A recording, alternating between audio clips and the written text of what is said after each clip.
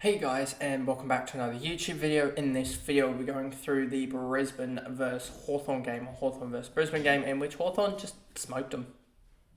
And this could be the end of Brisbane's season. I don't think it will be, just because right now, in their position, they're on 18 points. They need, I would think, 50 points, if not 54 points to qualify.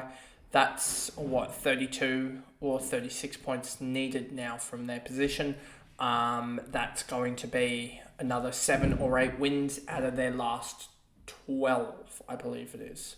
So 7 or 8 out of their last 12 isn't nothing that they can't do.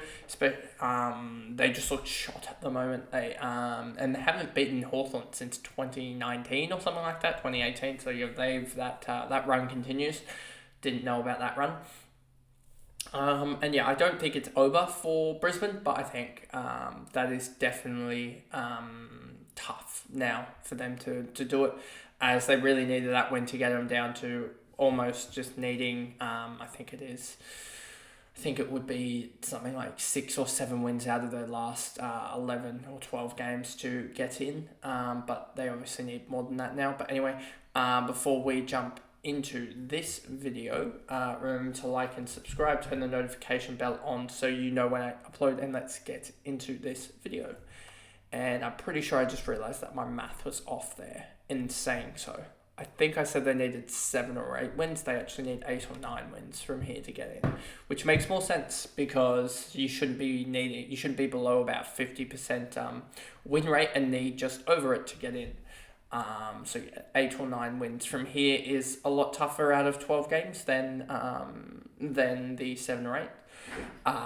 So yeah, I could still see Brisbane getting in, because I'm pretty sure they do have an easier-ish run from memory, but I could be wrong about that as well. Let me just double check that to see their run here. They have got Bulldogs. Bulldogs are doing pretty well, but their injury to Norton and Ed Richards could cause chaos, especially with Libba not back yet. Then they've got St Kilda. They'll win that. St Kilda look horrific. They almost should have lost to Melbourne, which we'll get into that game later today. They should have, next video actually, they should have lost that game by 60 odd.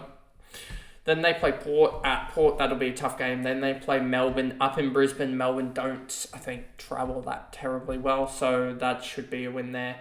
Adelaide, I don't think, travel that well, so that should be a win there as well, up at the Gabba. Then they play West Coast at Optus. Is kind of unlucky, because West Coast actually play well, but I still think that they could overcome that, and that is in round 18 as well, so they'll start to get, I don't know when exactly he's back, but I would suspect that Will Ashcroft would be back then. Injuries list. I just want to see when Will Ashcroft is back. They have got Starcevich 2 to 3 weeks, Will Ashcroft 6 to 7. That's around the time that Will Ashcroft is back. That West Coast game. Then they've got the Swans, who might be almost checked out by that point.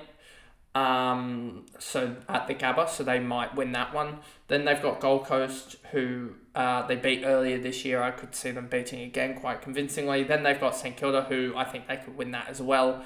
Then they've got the Giants, Collingwood, and Essendon. So 1, 2, 2.5, 3.5, 4.5, 5.5.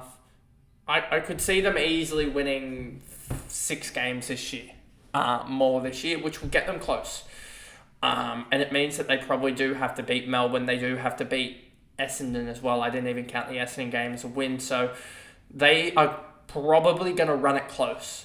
But running it close and getting into the top 8 is really going to make any difference, to be honest. But anyway, let's get to this Hawthorn win, because there's more to talk about, I guess, with them. Aim on 125, he was immense. I don't believe I watched the first or was I watching this intently? I don't think I was watching this intently, mostly because, my Zorko got absolutely canned by the umps in the game. It was quite funny to watch. Will Day, 102. He's starting to catch into some form, but the thing with him is that he's averaging, I think, 75 or whatever it says there. But I don't think he's going to get to a point where he is I still think he's going to be so much of value coming into next year is what I'm trying to say. He's averaging 80.2 across, how many games has he played? He has played 1, 2, 3, 4, 5. So that is 401 points, and he's got another, 12 rounds to go, is it? 12 rounds to go. So 12 times 120, let's just say that's the baseline, plus 401 equals that. Divide that by 17. And if he does go 120 till the end, he'll average 108. So I still think he is going to be ultimate value, as I wouldn't be surprised if he ends up landing around that 95 marker or so, even if he goes 100 in the back end of the year.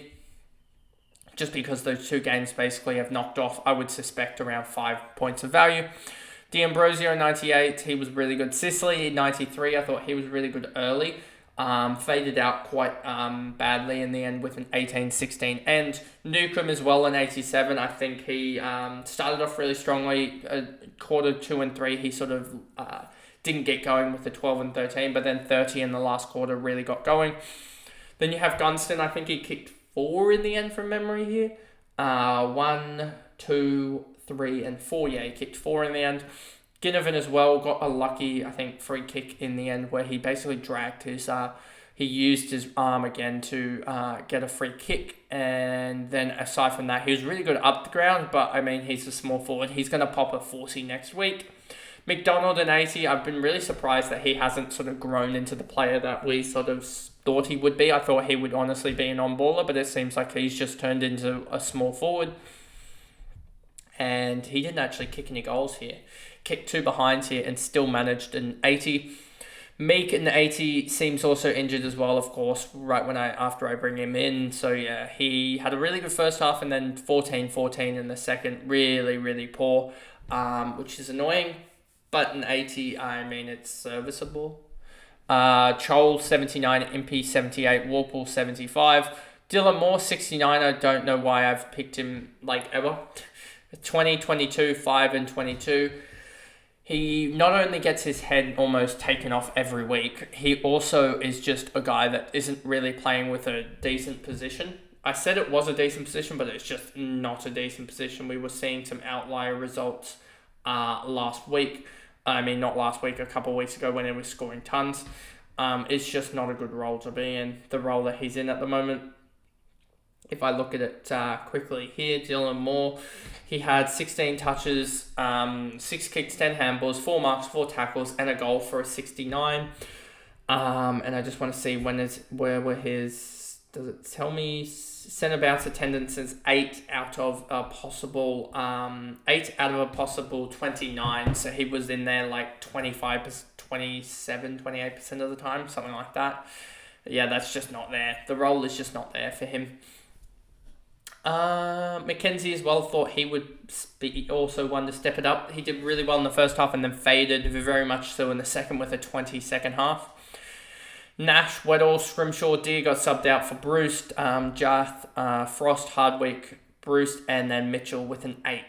Seamus Mitchell with an 8. I don't know how you do an 8 I don't know how it's almost possible to do an 8, but anyway, he did. Berry, a 107, he actually has been really good. 18, 38, 28, 23, a really consistent scorer. McInerney dominated in the ruck, especially in the second half, I think it's going to show. Wow, actually no. Second half, he went 23, 24. It was the second quarter with a 35 that he dominated. So yeah, that was kind of crazy. And then Lachie Neale, a clean 100. He really, I think, got going in the third from memory. If it will actually click on to Lachie Neale here, doesn't want to. Third quarter 36. Yeah, he started to just get a lot of disposals there. Was that 1, 2, 3, 4, 5, 6, 7, 8, 9? What was that? 9 disposals, 9 or 10 disposals in the third quarter. So he was pretty immense then. Lohman kicked, I think, 2 goals as well or something. 2 goals. Any other goals did he? No, just 2 goals, but he does a lot of marking work. So that's where he gets a lot of his points through non-disposal work. I think he also had something like, let's just check here. Kyle Lohman, 8 marks, 4 tackles, and 2 goals, 3. So he did a lot of his 15, 39, 55 points in non-disposal work from Kyle Lohman. Dunkley 96, Hubert Klogic 83, Zorko 80. He really had a horrific first quarter and first half in general, and then a 33-point third quarter was all right, and then a 19-point last quarter. He just didn't get the ball, and I don't know why he wasn't getting the ball. They weren't switching it as much, which was quite an awkward thing. Cameron 77, Wilmot 72, Lester 71, McKenna 63, Morris 63 as well. So Morris did all right. 12, 26, 3, 22. Payne, 63. Bailey, 62 on his return. Danaher, 62. Anderson, 60. Revel, 55. So for those that grabbed Revel, he's still gaining cash pretty well. 19, a 0-point second quarter, then the 28 and then 8. Ainsworth, 54. Archie, 51. Fletcher, 50. Rayner, 42 for Rayner is really, really poor. Nothing in the first quarter. As a former number 1 pick, this is just really poor from him. Ryan and Sharp. So that pretty much is the video there going through the Hawthorn versus Brisbane game, in which Brisbane just squandered all their chances. 10 goals, 15 is not really going to win you games. And anyway, that is pretty much the video, and I'll see you guys in the next one. Bye, guys.